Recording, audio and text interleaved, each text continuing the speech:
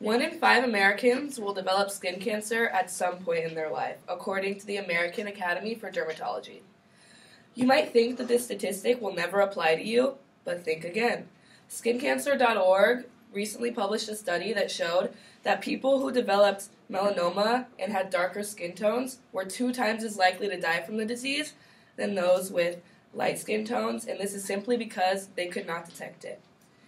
I personally contributed to this statistic at the ripe old age of 16. I have a 2-inch scar on my back to prove it. And once I got skin cancer, my mom went crazy. She was Googling all the different types of sunscreens that I should be putting on my body, and the results were really surprising. We found that a majority of the sunscreens that I had been using from a young age were virtually ineffective. So today, I'm going to show you guys the most effective ways to stay safe in the sun while still having a good time.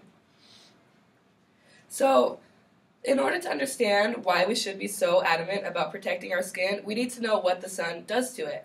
The short-term effects are very appealing to many people. It's like that summer tan that you get, or the freckles that you develop after being outside for a while.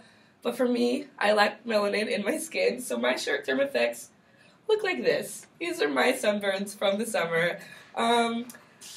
They're excruciatingly painful and they keep me up all night, but for some reason I decided to take a picture and it worked out for the speech, so here we go.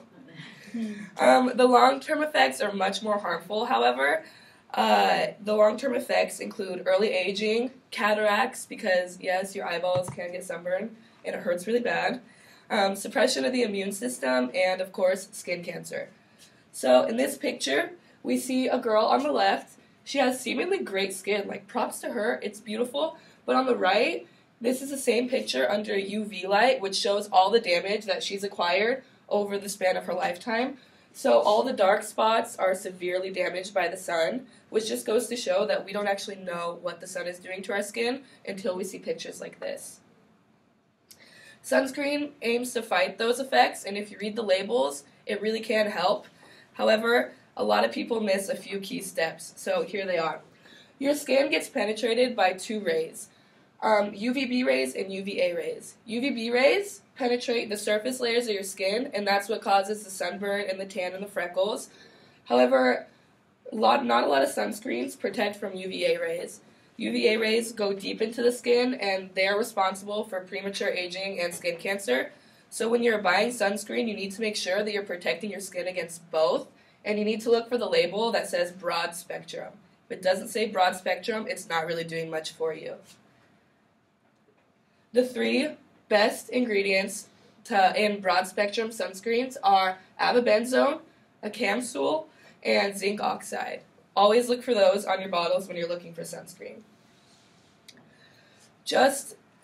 Sunscreen is crucial to sun protection, but often it can harm our bodies while we don't even know it. One chemical that is very bad, it scored the highest in toxicity rating, is oxybenzone, and it's found in 98% of all of our drugstore sunscreens. It acts like estrogen, which harms sperm production in males and causes a disorder called endometriosis in females, which basically makes it incredibly painful to have sex, and therefore it makes it impossible for you to have children.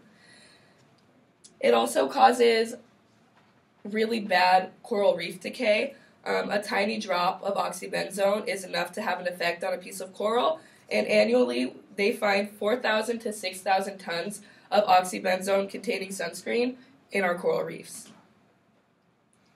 If that doesn't scare you enough, a recent study by Time magazine shows that 48% of the labels in all of our drugstore sunscreens are completely inaccurate. This is scary to me because my doctor tells me to wear 30 every single day, SPF 30, and 48% of the labels were inaccurate, which means that my skin is not getting the protection that it needs every single day. So, while I don't mean to scare you, there are some very good sunscreens out there. My holy grails are these. Bullfrog for my body. It's broad spectrum. It's SPF 50. This was the most accurate on the SPF scale. And it contains little oxybenzone, which is very rare in any sunscreen. And then for my face, I like to use zinc sticks. It's 100% zinc, so there's no other harsh chemicals in it, and it's really effective when it comes to protecting your skin. So these statistics show that we can't rely on sunscreen alone. You need to wear clothes with UVA and UVB protection. You kind of see this at the beach with all those little kids wearing like their full-on rash guards. I was one of those kids. They're not the most fashionable, but they're really helpful. But if you don't want to embarrass yourself by wearing those at the beach, you can just stay in the shade or at least take a break between the hours of 10 and 4 p.m. because that's when sun hits you the hardest. Sunscreen is a very necessary evil, but if you combine it with wearing the right clothes and planning your time around the sun, it can be really helpful. Hopefully, I've inspired you to be more conscious when it comes to protecting your skin when you're going outside. But if I haven't, let's look at this guy right here. His name is Bob Marley. He died at 36 from melanoma that was under his big toenail, which just kind of shows that the sun will affect all of us, and we all have to be really conscientious when it comes to protecting our skin.